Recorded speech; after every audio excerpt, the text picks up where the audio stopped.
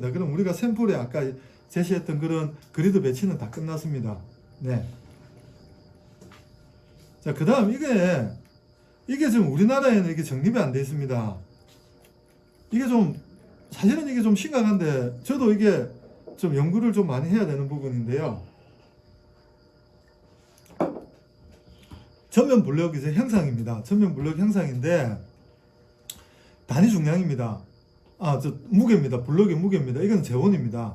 보강토 블록은 다 아시겠지만 구멍이 뻥뻥 나 있습니다. 콘크리트 이제 대부분 다 습식을 이제 찍어서 내는데 그러면 여기 중량이 나옵니다. 내가 쓰고자 하는 블록의 중량이 나오고요. 그 다음에 이게 높이입니다. 0.25 블록의 높이가 나오고 그 다음에 여기 이제 단위 중량이죠. 콘크리트 단위 중량이니까 2.4를 썼습니다. 요거는 뭐냐면 무게 중심인데 도심이라고 하는데 이거는 입력도 할 수 있지만 저절로 요 정도 형상이면 저절 계산이 대략적으로 디폴트 값을 추정을 합니다. 근데 도심을 구하기가 상당히 어렵습니다. 구멍이 많이 나 있기 때문에. 그래서 요거는 그렇게 중요한 그 역할은 하지 않는데 이게 인발의 역할을 하기 때문에 저희가 좀 디폴트 값은 쓰고 있는데 도심 구하기가 상당히 어렵거든요. 그리고 블록 회사에서도 도심을 뭐 찾아낸다든가 이런 경우가 없기 때문에 대부분 디폴트 값을 이 값을 쓰고 있습니다. 네. 어쨌든 요거는 무게 중심이라고 보시면 됩니다. 네. 그래서 이거는 그냥 좀 구하기가 너무 상그럽고 하기 때문에 디폴트 값을 쓰고 있습니다. 예. 그 다음에 요거는 지오그리드 아까 입력 파라메터 했던 그 창이 되겠습니다. 그리고 이게 이제 요 창에 따라서 요게 뭐냐면 이제 이건 우리나라에는 없습니다. 우리나라에는 없는데 미국은 블록 연합회에서 이거를 만들고 제청을 했기 때문에 좀 블록 그 연합회에서 블록과 그리드에서 어떤 효과가 있는지 블록과 블록이 안에 그리드는 잘 견디고 있는데 밖에 블록을 물어놓으면 이게 파단이 일어난다든가 빠지면 안 되니까 여기에 대한 검토가 세부적인 검토가 되어 있습니다. 이게 FHW의 특징입니다. 근데 우리나라는 이게 없습니다. 실질적으로. 그런데 제 경험상 보면 이거는 그렇게 중요하지는 않더라고요.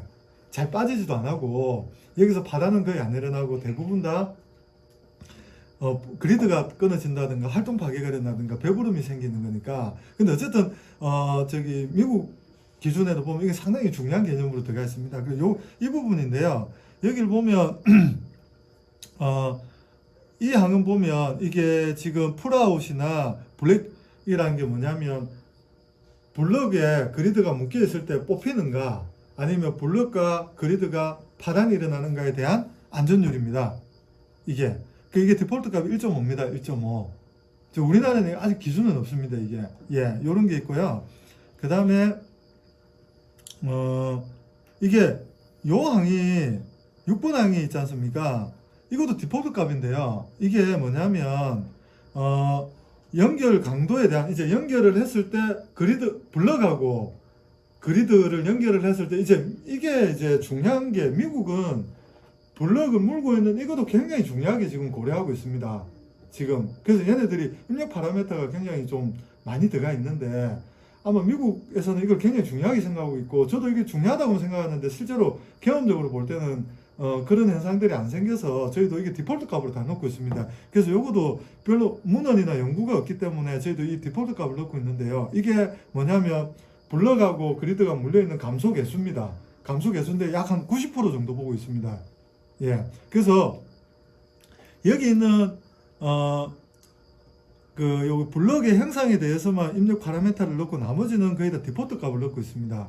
요거도 나중에 프로그램이 구동을 하실 때 한번 이런 내용들을 참고하셔가지고 돌려보시면 될 것 같습니다. 일단 어쨌든 요 값은 전부 다 디폴트 값을 넣고 있습니다. 그럼 이제 블럭의 형상이 끝났고 이제 그리드 형상도 끝났고 그 다음에 보강토 블럭의 재원도 끝났습니다. 그러면 이제 해석 조건을 어떻게 할 건가입니다. 이제 보강토 옹벽은 상시 해석하고 지진 해석이 있습니다. 지진 해석은 관성력을 가지고 합니다. 네. 사이즈믹 어널리시스의 80%네? 예. 저 앞페이지에. 예. 그거는 의미하는 게 뭡니까? 어디? 네모 5 밑에. 네모 예. 밑에 80%는 뭐 그냥 아, 이거는 이제 정적, 제가 이게, CRS 이게 이제 감소 개수인데, 블럭의 감소 개수인데, 정적을 90%로 보고, 이것도 제가 디폴트 값이라서 교수님께서 좋은 지적해 주셨는데, 제가 이거는 고민 안 해봤는데, 아마 이 내용은, 감소 개수를, 지진 해석을 할 때는, 정적 해석의 80%를 보라는 것 같습니다. 이게, 내용 자체가. 감소 개수를. 네. 예, 예, 예. 예, 그래서 감소 개수를 우리가 90%를 보는데, 상시에는 90%를 보는데, 지진 시에는 거기서 또 80%를 보라. 이 디폴트 값인 것 같습니다. 저도 여기는 대해서 고민 안 했는데, 한 번 더 공부해가지고 말씀드리겠습니다. 네. 그래서 블록에 대해서 미국은 굉장히 중요하게 생각했고, 우리나라는 기준이 없기 때문에 저희도 사실 저희 실무자 입장도 그렇게 중요하게 생각 안 했는데, 지금은 좀, 연구를 좀 많이 해야 될 것 같습니다. 네. 예, 말씀대로 이제 지진으로 이제 지진 해석입니다. 아까는 상시 해석이었고 지진 해석을 어떻게 할 건가? 우리는 모노배법을 쓰고 있습니다. 모노배법이 뭐냐면 지진이 있으면 지진의 가속도를 관성력으로 그냥 좀 더 하중을 더 주는 걸로 해석을 하는 게 모노배 오타배인데 이게 이제 사면 슬라이딩 해석할 때도 이렇게 하고 있고요. 어떻게 보면 이제 지진의 간편 해석인데 우리도 요 옵션을 쓰고 있습니다. 네. 그래서 지진 해석의 모델은 모노노베, 오카베, 통상적으로 우리가 모노노베라고 하는데 요 옵션을 쓰고 있습니다. 이제 지진 해석을 실시한다는 옵션을 하고 그 다음에 요 옵션을 클릭을 하면 됩니다. 이건 관성력을 그냥 준다 이렇게 생각하시면 됩니다. 그럼 나머지 전부 다 디폴트 값이 됩니다. 예. 그러니까 우리 설계는 지진 해석은 모노노베법을 쓰고 있다고 알고 계시면 되겠습니다. 자, 그 다음에 이제 이러면 이제 해석은 다 이제 모델링은 다 끝났는데요. 이제 여기 MSCW에서 이제 자기들이 이제 교수님께서도 저희들 강의 내용 중에 이게 슬라이딩 검토를 반드시 좀 강의를 해달라고 하셨는데 여기 이제 프로그램에 이 옵션이 있습니다. 보강토의 형상이 구성이 되고 나면 다음에 지층 형상을 구성하게 되어 있는데 이게 실질적으로 잘 안 됩니다. 근데 이제 여기 보면 이제 지형 형상을 레이어 넣고 막 하게 되는데 이거는 못 씁니다. 거의 못 써서 이 부분은 이제 생략하도록 하겠습니다. 이거는 쓸 수 없어서 그래서 아까 슬라이딩 검토를 보여준 건 다른 프로그램으로 하고 있습니다.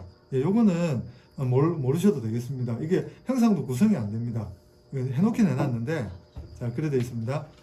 그 다음에 프로그램 자체의 뭐 버그인가? 예, 이게 레이어도 그렇고 형상이 구성이 안 되더라고요. 옵션은 넣어놨는데 왜냐하면 교수님 말씀대로 이제 내적 검토하고 외적 검토를 다 설계 기준에 다 해야 되니까 이 프로그램을 하나를 만들 때 이제 내적 검토하는 방법은 아까 제가 설명대로 만들었고 외적 검토로 넘어가야 되는데 이 옵션이 안 되더라고요. 보니까 예. 그거는 이제 우리 본교 출신인 이제 고동균 기사께서 슬라이딩 해석하는 따로 프로그램 좀 설명드리도록 하겠습니다. 네, 이 부분은 좀 아쉽지만 저희도 이게 아무리 해도 안 돼가지고 이건 생략하도록 하겠습니다. 예. 다음은 이게 이제 안전율에 대한 개념인데요. 이것도 이제 거의 디폴트 값인데 이제 여러분들이 이제 이것들은 보면 풀아웃이나 이런 건 다 1.5로 다 구성되어 있고 다 디폴트 값이고 크게 이제 여기서 고려해야 될 사항이 뭐냐면 이 부분입니다. 지지력에 대한 안전율을 우리가 2로 볼 건지 3으로 볼 건지 거기에 대해서는 이제 여러분들이 입력을 하면 되겠습니다. 네. 전반적으로 우리나라는 3인데. 예, 3인데 예, 맞습니다. 3인데 예. 여기 1을 썼네. 예. 여기 있는 건 거의 디폴트 값인데 이거 뭐 크게 이제 안전율에는 크게 변동이 없는데 이 지지력에 대해서는 한번 좀 체크해 볼 필요가 있습니다. 그러고 나면 이제 안전율 내가 이제 이 안전율이라는 건 내가 이 구조물은 중요하니까 안전율을 더 높이겠다. 더 높여놓고 그럼 이 안전율을 만족해야 이제 나는 오케이를 하겠다 이런 거고 아니면 그냥 일반적으로 따라가겠다 이런 건 설정을 하는 거죠. 그럼 이제 다 끝났으면 그래서 여기 보면 항저우 마라톤처럼 막 이제 탁 클릭을 하면 이제 런이 막 됩니다. 막 지가 막 돌아갑니다. 그래서 이렇게 하면 런이 딱 돌아가면서 이제 아웃풋이 이제 생성이 됩니다. 결과 확인해가지고 빨간 거는 안전율에 못 미친다는 겁니다. 그러면 이제 NG가 나는 거죠. 그런데 여기서 이제 또 우리나라 기준하고 조금 고민해야 될 부분이 있습니다. 여러분 보시면 제일 위에 안전율이 있죠. 이거는 보항도 옹벽의 전체적인 안전율이거든요. 1번이 있습니다. 여기 이 안전율 기준으로 우리가 모든 것을 평가를 합니다. 보시면 지지력이 만족하느냐, 그 다음에 여기 보시면 지지력에 대해서는 이 안전율, 그 다음에 이 그리드까지 포함한 여기 기초폭 B로 봤을 때 뭐 L분의 E, 그러니까 편심 있지 않습니까? 편심에 대해서 뭐 만족하는가, 이런 것들이 이제 표시되는 것들인데요. 여기는 뭐냐면 지금 보시면 지지력, 그 다음에 이 보항도 옹벽의 전체적인 활동, 이게 슬라이딩이 아닙니다. 요거는 여기 지금 디렉션 슬라이딩 하는 게 뭐냐면 밀림 현상을 이야기하는 겁니다. 그래서 요 두 개 전체적인 보항도 옹벽의 지지력과 밀림에 대해서 안전한지 불안전한지를 체크를 하는 겁니다. 그래서 이게 다 안전율이 만족했기 때문에 파란색이 나온 겁니다. 그리고 이거는 그리드 한 단 한 단에 대한 검토 결과입니다. 자, 예를 들어 보겠습니다. 커넥터 스트랜드, 우리나라에서는 그렇게 중요하게 생각 안 한다는 블럭과 그리드의 상호관계, 폴아웃은 뽑힘 현상입니다. 그 다음에 블럭에 물려있는 그리드가 파단이 난다든가, 그 다음에 강도를 발휘되는, 파단은 안 나는데 내가 허용 강도가 4톤인데 이게 발생되는 거는 6톤이 발생되면 그것도 NG지 않습니까? 그제? 그런 강도에 대한 거. 그러니까 커넥트에 블럭과 그리드에 대한 안전에 대해서 이제 다 체크를 합니다, 자기가. 그러면 파란색은 다 오케이를 만족한 거죠. 빨간 거는 NG가 나는데 우리나라는 이렇게 돼도 그냥 넘어가도 됩니다. 왜냐하면 기준이 없다 보니까요. 그리고 실제로 이런 현상들이 안 일어나기 때문에 이 부분에 대해서는 그닥 그렇게 중요하게 생각을 안 합니다. 그런데 굉장히 중요한 구조물이라면 이것도 만족하려고 저희가 다시 아까 그 루틴대로 재설계를 합니다. 그런데 뭐 중요한 구조물이 아닐 때는 크게 고려하지 않는데 이 부분이 중요합니다. 이 부분은 그리드에 대한 이야기입니다. 그리드가 파단이 난다든가 이런 부분이기 때문에 여기 보시면 그리드 강도에서 만족을 못하는 거죠. 내가 6톤짜리를 쳤는데 안전유리가 1.5를 봤다. 그러면 1.5배를 더한, 그러니까 6톤짜리를 썼다는 말은 반대로 이야기하면 안전율이 1.5면 6 나누기 1.5를 해야 되잖아요. 그죠? 그러면 뭐 한 4톤이라든가 3톤 정도의 까지만 발휘돼야 되지, 그보다 더 크면 NG가 나는 거거든요. 그래서 지금 예를 들면 여기 1.44라는 말은 1.5를 만족 못했다 이 말입니다. 그래서 여기 NG가 나면 이거 그리드는, 요 그리드는 재원을 바꿔야 됩니다. 지금 보면 강도에서 NG가 굉장히 많이 나고 폴아웃, 그리드 자체가 다 뽑히는 거는 안전을 굉장히 많이 만족하고 있고, 그리드 하나하나가 활동을 일으키는 것도 다 만족하고 있습니다. 그래서 그 카카오톡에서 용량이 너무 크면 안 올라가잖아, 동영상이. 네. 그럼 중간에 끊어져야 되는 거 아닌가? 네, 그러겠는데. 그지, 한번 끊었다가. 그럼 용량 관계상 요 결과 부분 NG 나는 것까지 한번 하고 끊겠습니다.